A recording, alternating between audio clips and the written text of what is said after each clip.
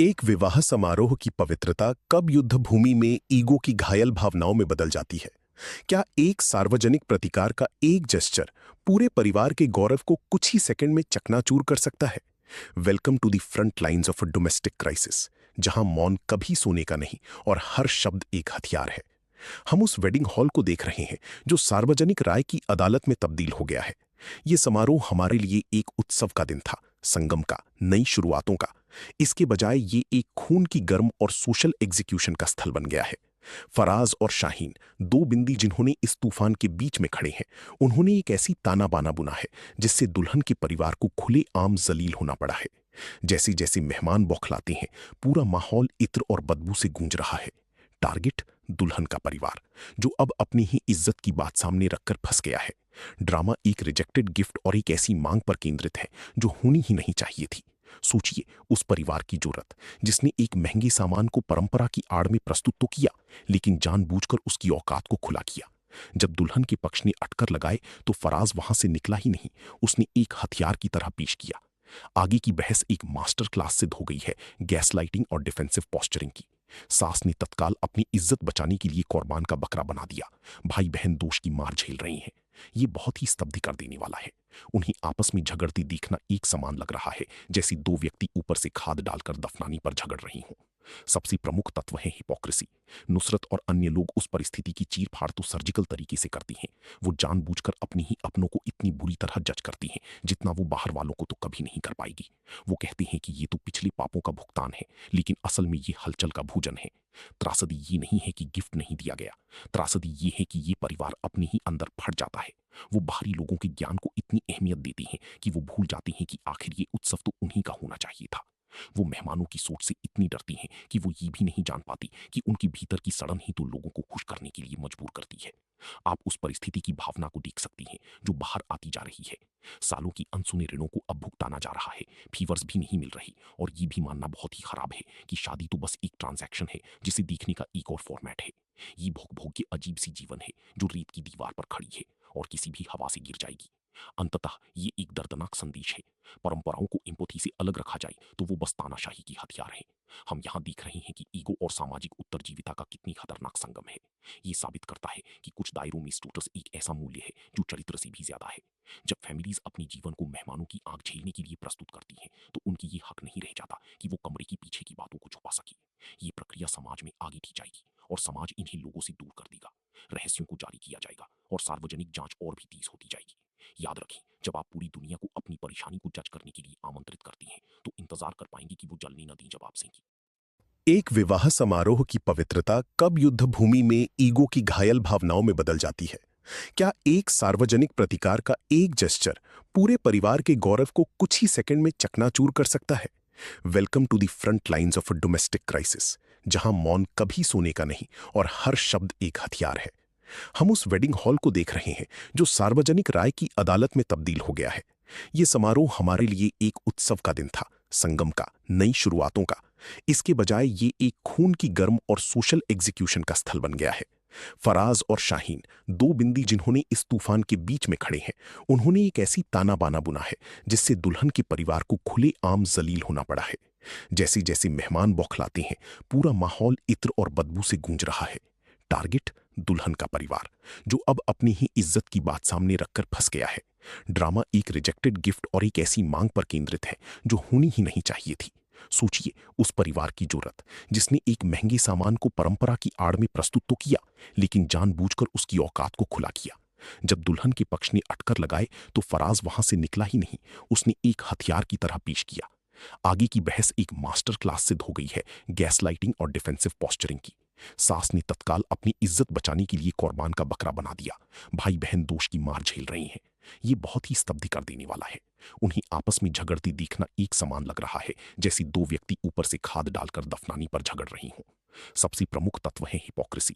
नुसरत और अन्य लोग उस परिस्थिति की चीर फाड़ तो सर्जिकल तरीके से करती हैं। वो जानबूझकर अपनी ही अपनों को इतनी बुरी तरह जज करती हैं जितना वो बाहर वालों को तो कभी नहीं कर पाएगी। वो कहती हैं कि ये तो पिछले पापों का भुगतान है, लेकिन असल में ये हलचल का भोजन है। त्रासदी ये नहीं है कि गिफ्ट नहीं दिया गया, त्रासदी ये है कि ये परिवार अपने ही अंदर फट जाता है। वो बाहरी लोगों के ज्ञान को इतनी अहमियत देती हैं कि वो भूल जाती हैं कि आखिर ये उत्सव तो उन्हीं का होना चाहिए था। वो मेहमानों की सोच से इतनी डरती हैं कि वो ये भी नहीं जान पाती कि उनकी भीतर की सड़न ही तो लोगों को खुश करने के लिए मजबूर करती है। आप उस परिस्थिति की भावना को देख सकती हैं जो बाहर आती जा रही है।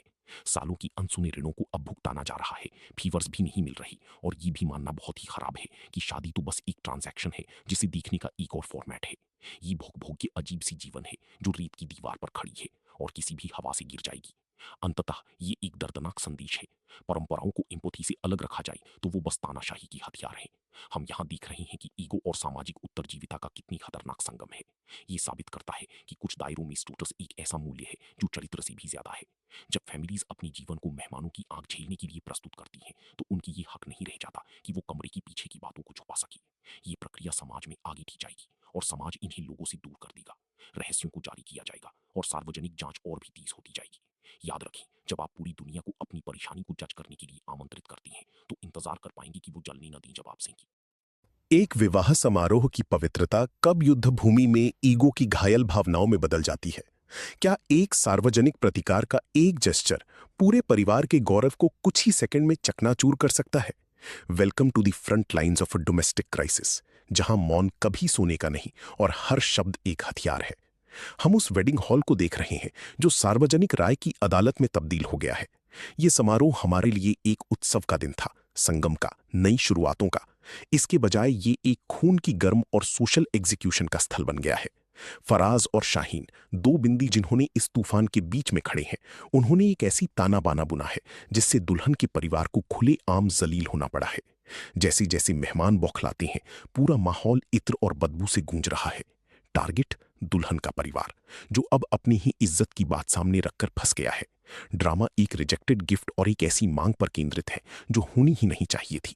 सोचिए उस परिवार की जरूरत, जिसने एक महंगे सामान को परंपरा की आड़ में प्रस्तुत तो किया, लेकिन जानबूझकर उसकी औकात को खुला किया। जब दुल्हन के पक्ष ने अटकर लगाए तो फराज वहां से निकला ही नहीं, उसने एक हथियार की तरह पेश किया। आगे की बहस एक मास्टर क्लास सिद्ध हो गई है गैसलाइटिंग और डिफेंसिव पोस्चरिंग की। सास ने तत्काल अपनी इज्जत बचाने के लिए कुर्बान का बकरा बना दिया। भाई बहन दोष की मार झेल रही हैं। ये बहुत ही स्तब्ध कर देने वाला है। उन्हें आपस में झगड़ते देखना एक समान लग रहा है, जैसे दो व्यक्ति ऊपर से खाद डालकर दफनाने पर झगड़ रही हों। सबसे प्रमुख तत्व है हिपोक्रेसी। नुसरत और अन्य लोग उस परिस्थिति की चीर फाड़ तो सर्जिकल तरीके से करती हैं। वो जानबूझकर अपनी ही अपनों को इतनी बुरी तरह जज करती हैं जितना वो बाहर वालों को तो कभी नहीं कर पाएगी। वो कहते हैं कि ये तो पिछले पापों का भुगतान है, लेकिन असल में ये हलचल का भोजन है। त्रासदी ये नहीं है कि गिफ्ट नहीं दिया गया, त्रासदी ये है कि ये परिवार अपने ही अंदर फट जाता है।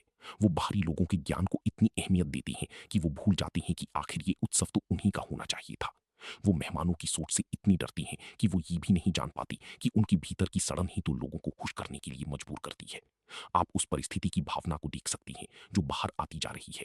सालों की अनसुने ऋणों को अब भुगताना जा रहा है, फीवर्स भी नहीं मिल रही, और ये भी मानना बहुत ही खराब है कि शादी तो बस एक ट्रांजैक्शन है जिसे देखने का एक और फॉर्मेट है। ये भोग भोग के अजीब सी जीवन है जो रेत की दीवार पर खड़ी है और किसी भी हवा से गिर जाएगी। अंततः ये एक दर्दनाक संदेश है।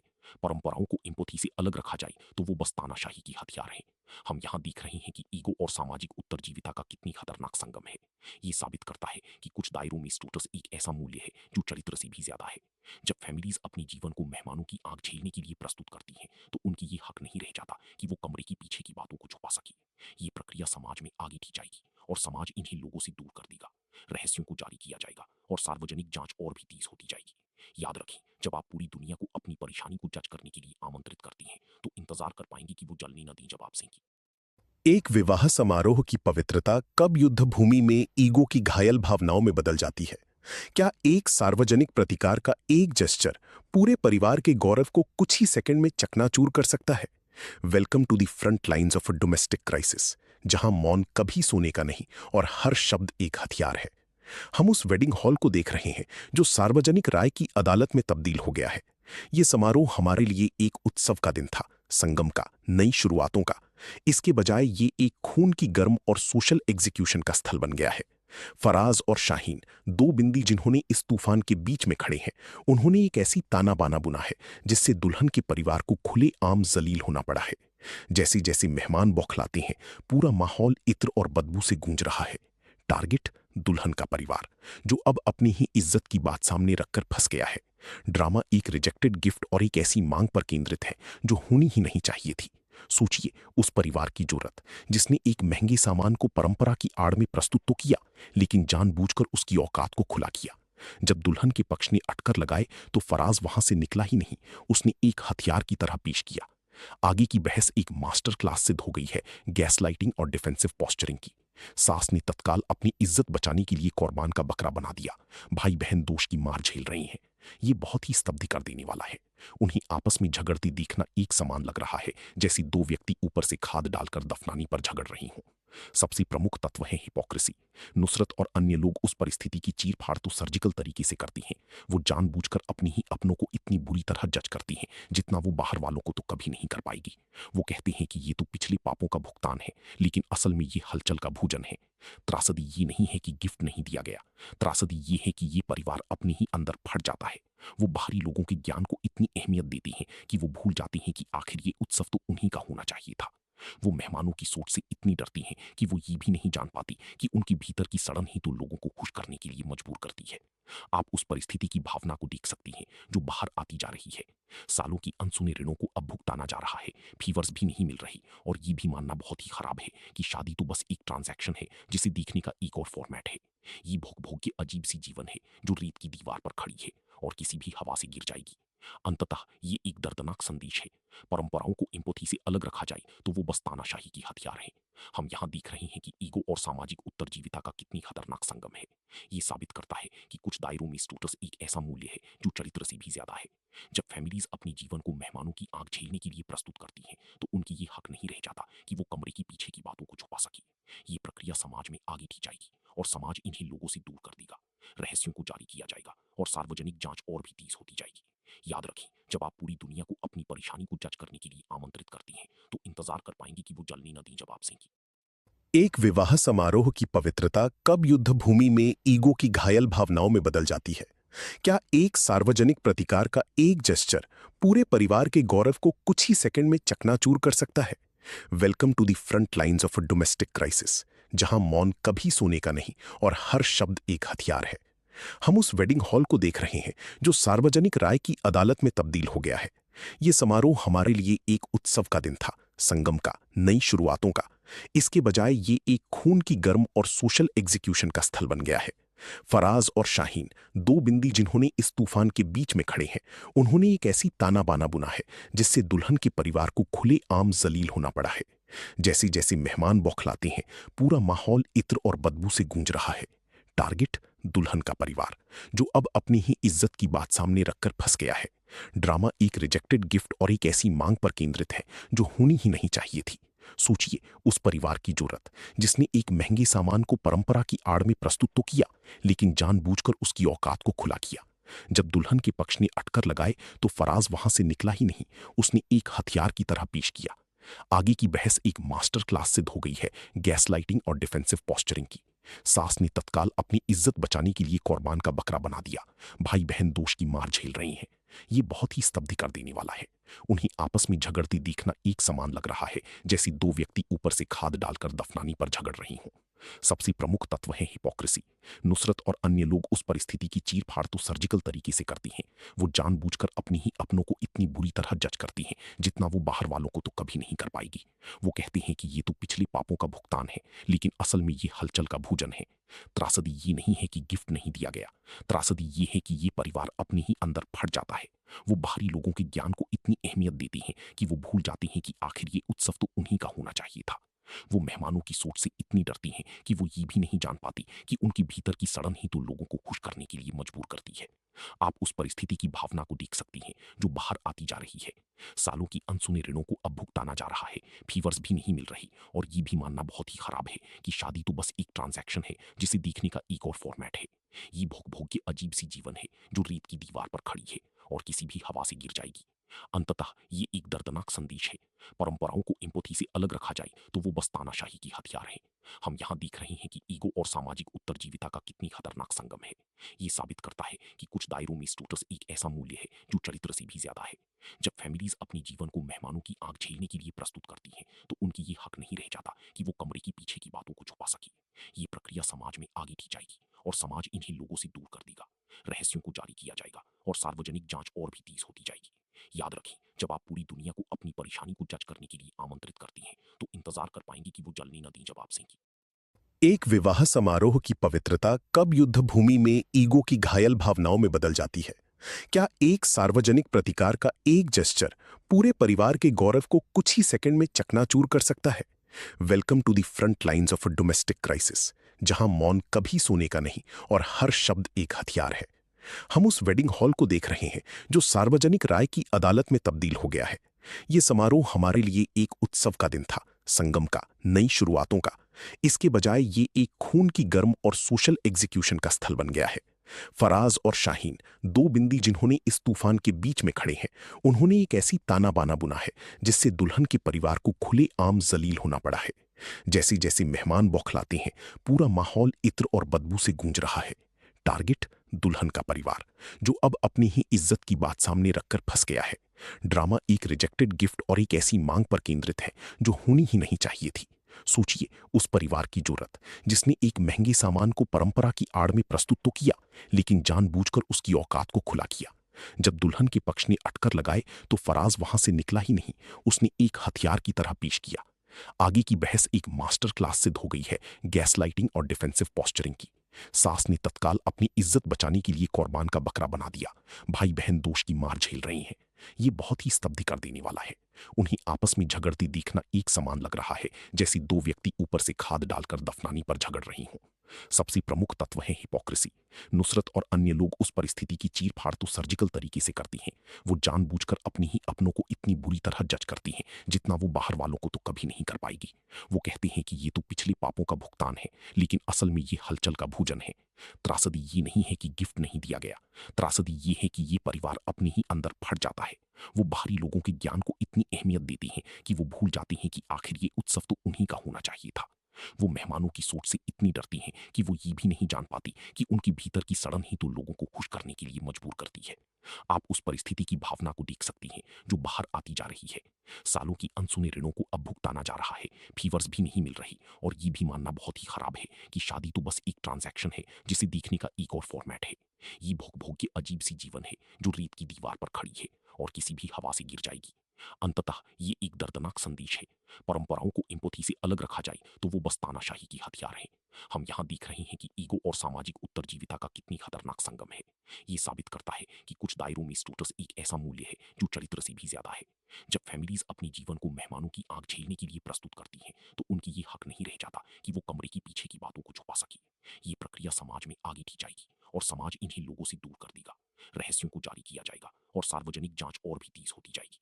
याद रखें, जब आप पूरी दुनिया को अपनी परेशानी को जज करने के लिए आमंत्रित करती हैं, तो इंतजार कर पाएंगे कि वो जलने न दें जवाब सेंगी। एक विवाह समारोह की पवित्रता कब युद्ध भूमि में ईगो की घायल भावनाओं में बदल जाती है? क्या एक सार्वजनिक प्रतिकार का एक जेस्चर पूरे परिवार के गौरव को कुछ ही सेकंड में चकनाचूर कर सकता है? Welcome to the front lines of a domestic crisis, जहां मौन कभी सोने का नहीं और हर शब्द एक हथियार है। हम उस वेडिंग हॉल को देख रहे हैं जो सार्वजनिक राय की अदालत में तब्दील हो गया है। ये समारोह हमारे लिए एक उत्सव का दिन था, संगम का, नई शुरुआतों का। इसके बजाय ये एक खून की गर्म और सोशल एग्जीक्यूशन का स्थल बन गया है। फराज और शाहीन, दो बिंदी जिन्होंने इस तूफान के बीच में खड़े हैं, उन्होंने एक ऐसी ताना बाना बुना है जिससे दुल्हन के परिवार को खुले आम जलील होना पड़ा है।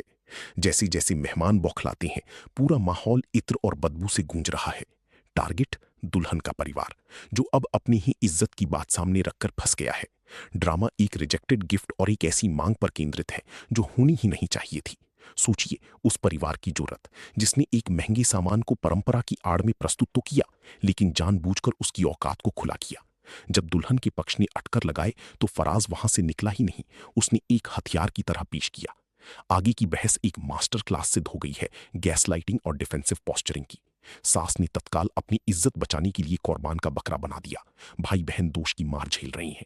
ये बहुत ही स्तब्ध कर देने वाला है। उन्हें आपस में झगड़ती देखना एक समान लग रहा है, जैसे दो व्यक्ति ऊपर से खाद डालकर दफनाने पर झगड़ रही हों। सबसे प्रमुख तत्व है हिपोक्रेसी।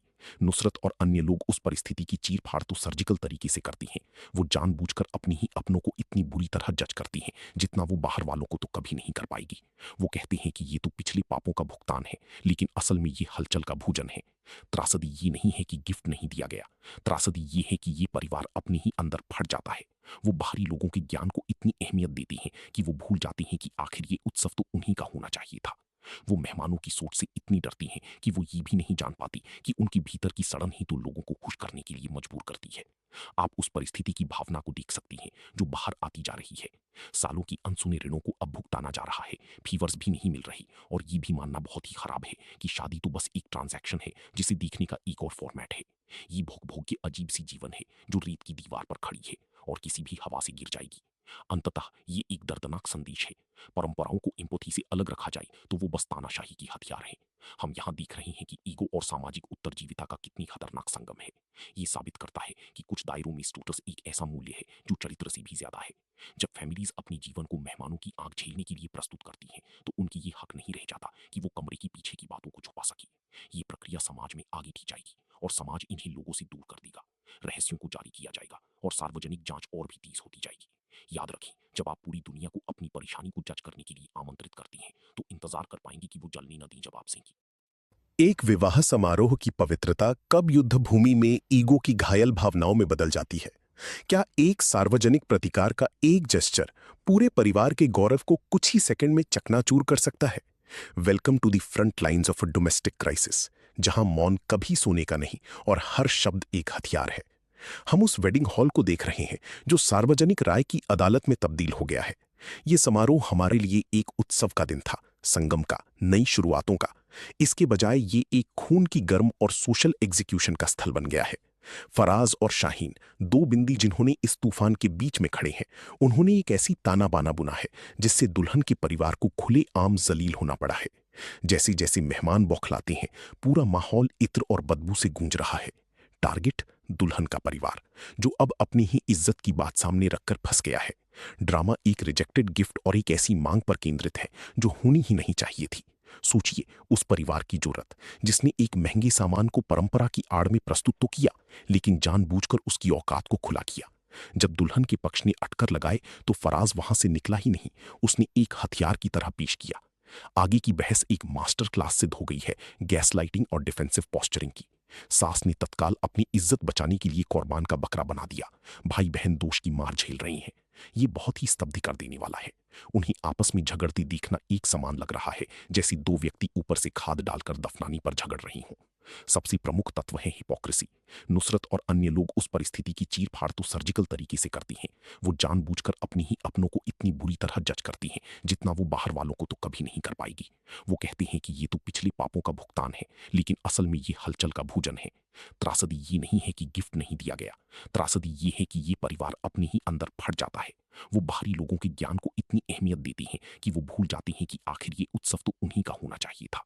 वो मेहमानों की सोच से इतनी डरती हैं कि वो ये भी नहीं जान पाती कि उनके भीतर की सड़न ही तो लोगों को खुश करने के लिए मजबूर करती है। आप उस परिस्थिति की भावना को देख सकती हैं जो बाहर आती जा रही है।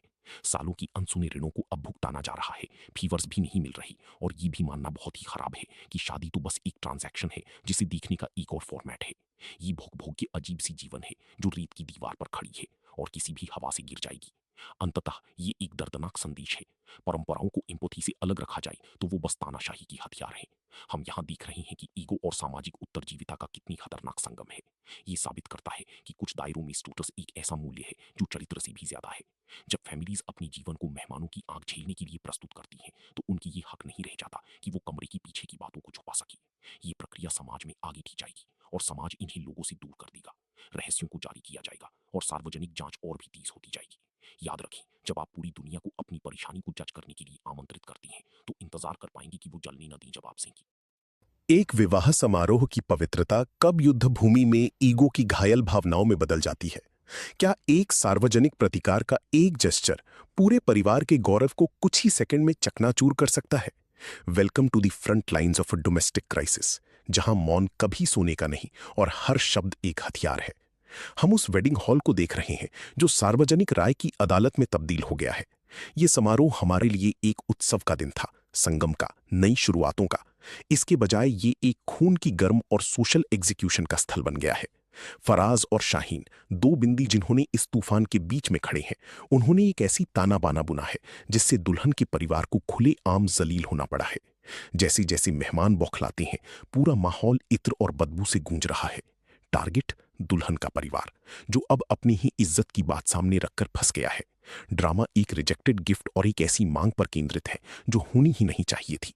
सोचिए उस परिवार की जरूरत, जिसने एक महंगे सामान को परंपरा की आड़ में प्रस्तुत तो किया, लेकिन जानबूझकर उसकी औकात को खुला किया। जब दुल्हन के पक्ष ने अटकर लगाए तो फराज वहां से निकला ही नहीं, उसने एक हथियार की तरह पेश किया। आगे की बहस एक मास्टर क्लास सिद्ध हो गई है गैसलाइटिंग और डिफेंसिव पोस्चरिंग की। सास ने तत्काल अपनी इज्जत बचाने के लिए कुर्बान का बकरा बना दिया। भाई बहन दोष की मार झेल रही हैं। ये बहुत ही स्तब्ध कर देने वाला है। उन्हें आपस में झगड़ते देखना एक समान लग रहा है, जैसे दो व्यक्ति ऊपर से खाद डालकर दफनाने पर झगड़ रही हों। सबसे प्रमुख तत्व है हिपोक्रेसी। नुसरत और अन्य लोग उस परिस्थिति की चीर फाड़ तो सर्जिकल तरीके से करती हैं। वो जानबूझकर अपनी ही अपनों को इतनी बुरी तरह जज करती हैं जितना वो बाहर वालों को तो कभी नहीं कर पाएगी। वो कहते हैं कि ये तो पिछले पापों का भुगतान है, लेकिन असल में ये हलचल का भोजन है। त्रासदी ये नहीं है कि गिफ्ट नहीं दिया गया, त्रासदी ये है कि ये परिवार अपने ही अंदर फट जाता है। वो बाहरी लोगों के ज्ञान को इतनी अहमियत देते हैं कि वो भूल जाते हैं कि आखिर ये उत्सव तो उन्हीं का होना चाहिए था। वो मेहमानों की सोच से इतनी डरती हैं कि वो ये भी नहीं जान पाती कि उनकी भीतर की सड़न ही तो लोगों को खुश करने के लिए मजबूर करती है। आप उस परिस्थिति की भावना को देख सकती हैं जो बाहर आती जा रही है।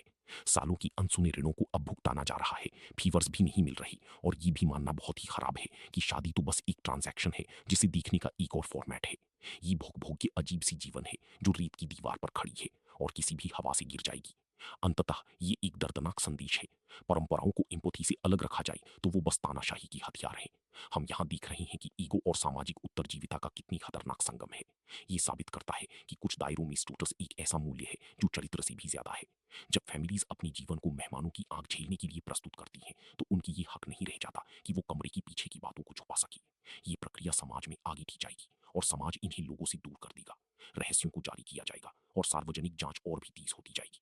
याद रखें, जब आप पूरी दुनिया को अपनी परेशानी को जज करने के लिए आमंत्रित करती हैं, तो इंतजार कर पाएंगे कि वो जलने न दें जब आप सेंकी। एक विवाह समारोह की पवित्रता कब युद्ध भूमि में ईगो की घायल भावनाओं में बदल जाती है? क्या एक सार्वजनिक प्रतिकार का एक जेस्चर पूरे परिवार के गौरव को कुछ ही सेकंड में चकनाचूर कर सकता है? Welcome to the front lines of a domestic crisis, जहां मौन कभी सोने का नहीं और हर शब्द एक हथियार है। हम उस वेडिंग हॉल को देख रहे हैं जो सार्वजनिक राय की अदालत में तब्दील हो गया है। यह समारोह हमारे लिए एक उत्सव का दिन था, संगम का, नई शुरुआतों का। इसके बजाय ये एक खून की गर्म और सोशल एग्जीक्यूशन का स्थल बन गया है। फराज और शाहीन, दो बिंदी जिन्होंने इस तूफान के बीच में खड़े हैं, उन्होंने एक ऐसी ताना बाना बुना है जिससे दुल्हन के परिवार को खुले आम जलील होना पड़ा है। जैसे जैसे मेहमान बौखलाते हैं, पूरा माहौल इत्र और बदबू से गूंज रहा है। टारगेट दुल्हन का परिवार, जो अब अपनी ही इज्जत की बात सामने रखकर फंस गया है। ड्रामा एक रिजेक्टेड गिफ्ट और एक ऐसी मांग पर केंद्रित है जो होनी ही नहीं चाहिए थी। सोचिए उस परिवार की जरूरत, जिसने एक महंगे सामान को परंपरा की आड़ में प्रस्तुत तो किया, लेकिन जानबूझकर उसकी औकात को खुला किया। जब दुल्हन के पक्ष ने अटकर लगाए तो फराज वहां से निकला ही नहीं, उसने एक हथियार की तरह पेश किया। आगे की बहस एक मास्टर क्लास सिद्ध हो गई है गैसलाइटिंग और डिफेंसिव पोस्चरिंग की। सास ने तत्काल अपनी इज्जत बचाने के लिए कुर्बान का बकरा बना दिया। भाई बहन दोष की मार झेल रही हैं। ये बहुत ही स्तब्ध कर देने वाला है। उन्हें आपस में झगड़ते देखना एक समान लग रहा है, जैसे दो व्यक्ति ऊपर से खाद डालकर दफनाने पर झगड़ रही हों। सबसे प्रमुख तत्व है हिपोक्रेसी। नुसरत और अन्य लोग उस परिस्थिति की चीर फाड़ तो सर्जिकल तरीके से करती हैं। वो जानबूझकर अपनी ही अपनों को इतनी बुरी तरह जज करती हैं जितना वो बाहर वालों को तो कभी नहीं कर पाएगी। वो कहते हैं कि ये तो पिछले पापों का भुगतान है, लेकिन असल में ये हलचल का भोजन है। त्रासदी ये नहीं है कि गिफ्ट नहीं दिया गया, त्रासदी ये है कि ये परिवार अपने ही अंदर फट जाता है। वो बाहरी लोगों के ज्ञान को इतनी अहमियत देते हैं कि वो भूल जाते हैं कि आखिर ये उत्सव तो उन्हीं का होना चाहिए था। वो मेहमानों की सोच से इतनी डरती हैं कि वो ये भी नहीं जान पाती कि उनकी भीतर की सड़न ही तो लोगों को खुश करने के लिए मजबूर करती है। आप उस परिस्थिति की भावना को देख सकती हैं जो बाहर आती जा रही है। सालों की अनसुने ऋणों को अब भुगताना जा रहा है, फीवर्स भी नहीं मिल रही, और ये भी मानना बहुत ही खराब है कि शादी तो बस एक ट्रांजैक्शन है जिसे देखने का एक और फॉर्मेट है। ये भोग भोग के अजीब सी जीवन है जो रेत की दीवार पर खड़ी है और किसी भी हवा से गिर जाएगी। अंततः ये एक दर्दनाक संदेश है। परंपराओं को एम्पैथी से अलग रखा जाए तो वो बस तानाशाही की हथियार है। हम यहाँ देख रहे हैं कि ईगो और सामाजिक उत्तरजीविता का कितनी खतरनाक संगम है। ये साबित करता है कि कुछ दायरों में स्टेटस एक ऐसा मूल्य है जो चरित्र से भी ज्यादा है। जब फैमिलीज अपने जीवन को मेहमानों की आंख झेलने के लिए प्रस्तुत करती हैं तो उनकी ये हक नहीं रह जाता कि वो कमरे के पीछे की बातों को छुपा सके। ये प्रक्रिया समाज में आगे की जाएगी और समाज इन्हीं लोगों से दूर कर देगा। रहस्यों को जारी किया जाएगा और सार्वजनिक जांच और भी तेज होती जाएगी। याद रखें, जब आप पूरी दुनिया को अपनी परेशानी को जज करने के लिए आमंत्रित करती हैं तो इंतजार कर पाएंगे कि वो जलने न दें जवाब सेंगी। एक विवाह समारोह की पवित्रता कब युद्ध भूमि में ईगो की घायल भावनाओं में बदल जाती है? क्या एक सार्वजनिक प्रतिकार का एक जेस्चर पूरे परिवार के गौरव को कुछ ही सेकंड में चकनाचूर कर सकता है? Welcome to the front lines of a domestic crisis, जहां मौन कभी सोने का नहीं और हर शब्द एक हथियार है। हम उस वेडिंग हॉल को देख रहे हैं जो सार्वजनिक राय की अदालत में तब्दील हो गया है। ये समारोह हमारे लिए एक उत्सव का दिन था, संगम का, नई शुरुआतों का। इसके बजाय ये एक खून की गर्म और सोशल एग्जीक्यूशन का स्थल बन गया है। फराज और शाहीन, दो बिंदी जिन्होंने इस तूफान के बीच में खड़े हैं, उन्होंने एक ऐसी ताना बाना बुना है जिससे दुल्हन के परिवार को खुले आम जलील होना पड़ा है। जैसे जैसे मेहमान बौखलाते हैं, पूरा माहौल इत्र और बदबू से गूंज रहा है। टारगेट दुल्हन का परिवार, जो अब अपनी ही इज्जत की बात सामने रखकर फंस गया है। ड्रामा एक रिजेक्टेड गिफ्ट और एक ऐसी मांग पर केंद्रित है जो होनी ही नहीं चाहिए थी।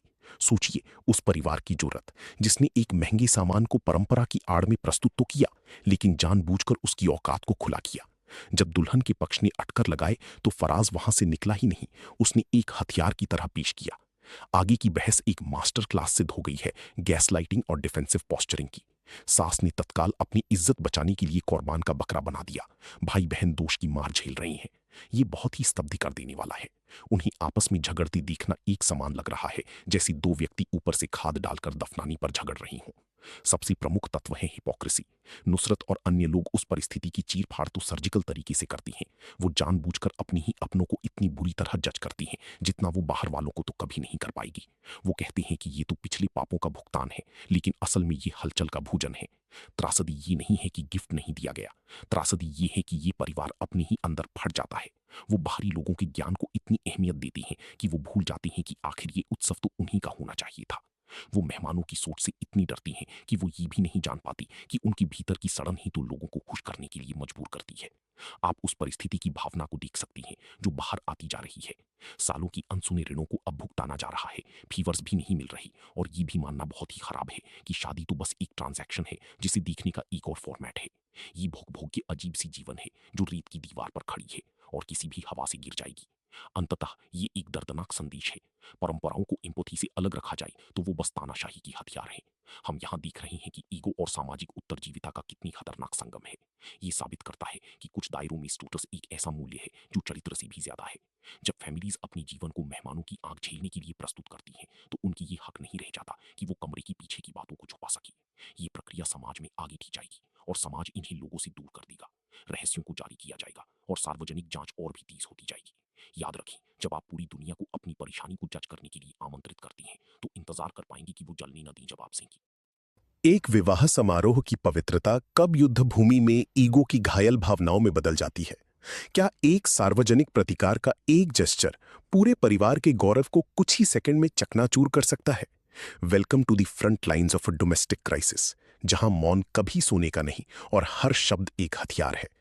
हम उस वेडिंग हॉल को देख रहे हैं जो सार्वजनिक राय की अदालत में तब्दील हो गया है। ये समारोह हमारे लिए एक उत्सव का दिन था, संगम का, नई शुरुआतों का।